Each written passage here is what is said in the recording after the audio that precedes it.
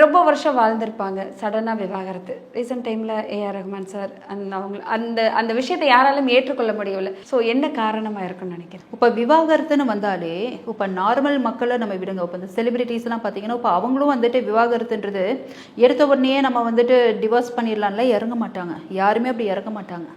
என்னதான் மாதிரி அவங்க எவ்வளோ டாப் செலிபிரிட்டிஸாக இருக்கட்டுமே முடிஞ்ச அளவுக்கு ஒர்க் அவுட் பண்ணி பார்க்குறாங்க. ஏன்னா சமுதாயத்திலேயே அவங்க அசிங்கப்பட்டும் நிற்பாங்க. அவங்களுடைய ஃபேஸ் வேல்யூவும் கம்மியாகும். ஒரு ஹிட் அது ஒரு பேசும் பொருளாக ஆகுன்றது யாருமே எந்த பப்ளிக் ஃபிகர்ஸும் அதை விரும்ப மாட்டாங்கன்னு போது ஒரு லிமிட்டுக்கு மேலே பார்க்குறாங்க பிரேக்கிங் பாயிண்ட்.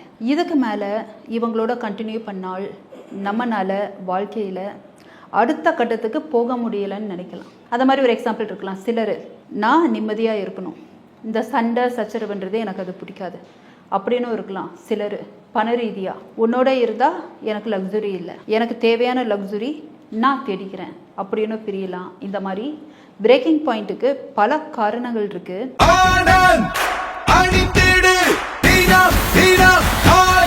ஆனந்த் ஒரு சுகமான உள்ளாடை.